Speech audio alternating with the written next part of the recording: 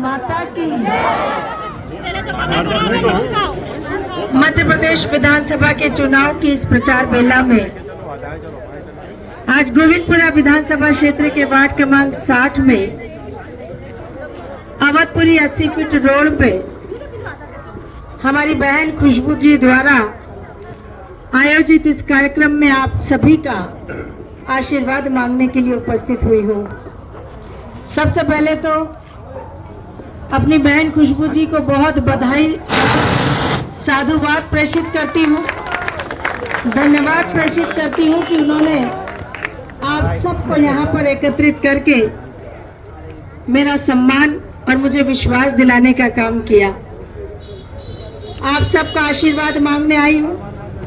Bharatiya Janata party की प्रत्याशी के रूप में मेरी पार्टी ने एक बार फिर मुझे गोविंदपुरा विधानसभा क्षेत्र की जनता की सेवा करने का अवसर प्रत्याशी बनाकर दिया है और इस विश्वास के साथ कि गोविंदपुरा की जनता इस बार एक नया इतिहास रचे और 12वीं बार गोविंदपुरा में प्रचंड बहुमत से कमल खिलाए।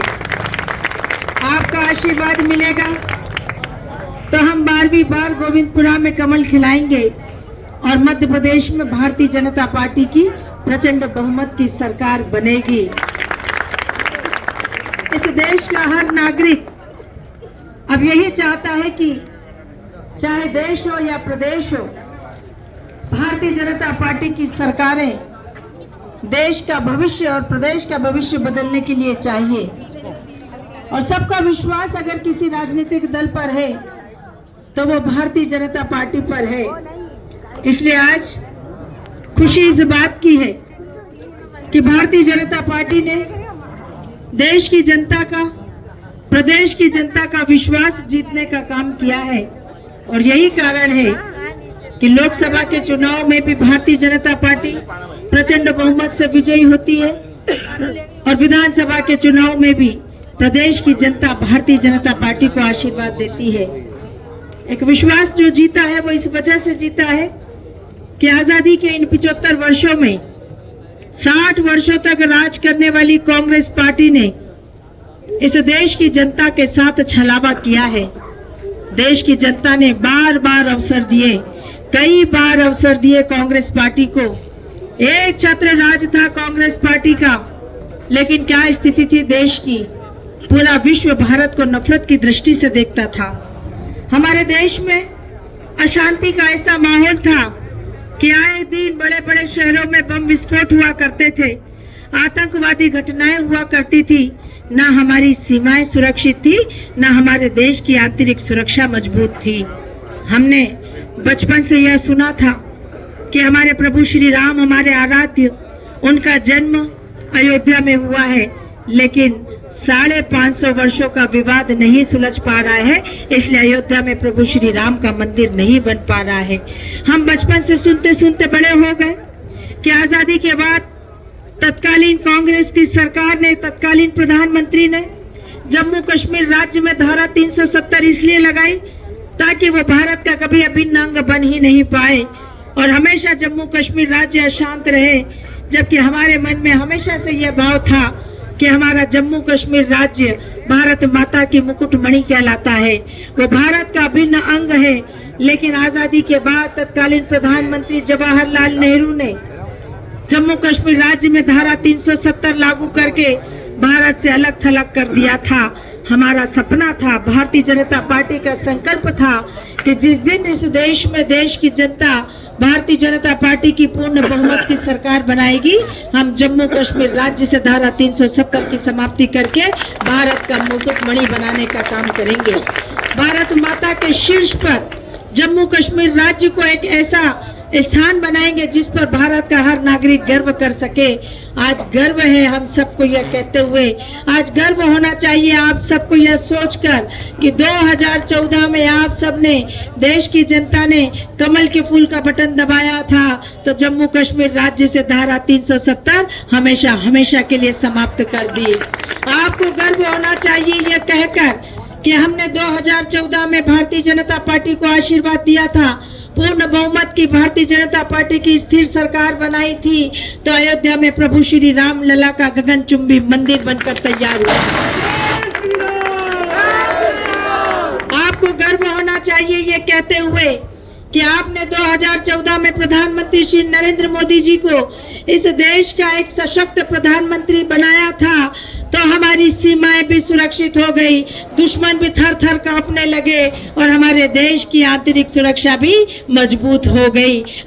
इसलिए हर नागरिक को यही विचार करना चाहिए कि अगर विकास करने वाली पार्टी कोई है तो वो भारतीय जनता पार्टी है।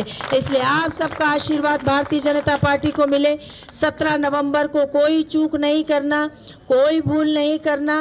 एक एक वोट घर से हमें निकालना है, स्वयं का वोट, परिवार का वोट, अड़ोस पड़ोस का वोट। चिंता करना कि हम बाकी सारे काम बाद में कर लेंगे, लेकिन मतदान का काम हमको सबसे पहले करना है। और इसलिए आज मैं समस्त मतदाता भाइयों बहनों से, सम्मान्य बुजुर्गों से, हमारी माताओं से, युवा साथियों से हाथ जोड़कर यही निवेदन करने आई हूँ कि आपकी बहन आपके सामने बहुत आशा और विश्वास के साथ आपका आशीर्वाद मांगने आई है। आपका आशीर्वाद मिलेगा, हम नया इतिहास एक रचेंगे, लेकिन आपको एक एक वोट की चिंता करनी पड़ेगी।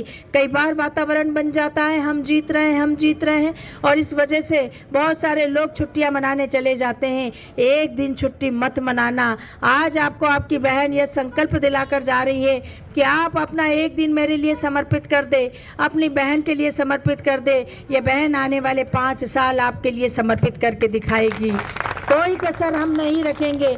वैसे भी हमने अपना तन मन जीवन क्षेत्र की जनता की सेवा के लिए समर्पित किया है, तो आने वाले 5 वर्ष जब आपके आशीर्वाद से अवसर मिलेगा तो हम कोई कसर बाकी नहीं रखेंगे। इसलिए आप सबका 17 नवंबर को एक एक वोट भारतीय जनता पार्टी को मिले, यही विनम्र अनुरोध आज आपकी बहन आपके बीच में करने आई थी। आप सब ने बड़ी संख्या में उपस्थित होकर इस कार्यक्रम को सफल बनाते हुए अपनी बहन को विश्वास दिला दिया है कि 17 नवंबर को कमल जरूर खिलेगा। 80 फीट अवधपुरा में 80 फीट अवधपुरी में कमल खिलेगा। ऐसे नहीं प्रियंका बहन, ऐसे नहीं मानूंगी मैं। आपका संकल्प लेकर जाऊंगी यहाँ से। दोनों हाथ ऊपर उठाकर कमल का फूल बनाइए और बोलिए मेरे साथ, 17 नवंबर क्या खिलेगा? गोविंदपुरा में क्या खिलेगा? मध्य प्रदेश में क्या खिलेगा? 80 फीट रोड पर क्या खिलेगा? अवधपुरी में क्या खिलेगा? कोने कोने में क्या खिलेगा? और कमल ही खिलाना है, किसी और को देखना भी नहीं है। कैसा हो हमारा मंत्री, कैसा हो कृष्णा गौर जी जिंदाबाद, जिंदाबाद जिंदाबाद, कृष्णा गौर जी जिंदाबाद, जिंदाबाद जिंदाबाद। मैं एक बार पुनः हमारी बहन खुशबू जी को बहुत बहुत धन्यवाद देती हूँ कि इतना सुंदर कार्यक्रम का आयोजन हमारे लिए यहाँ किया है। और अभी तो फलों से तुलाई का कार्यक्रम भी है।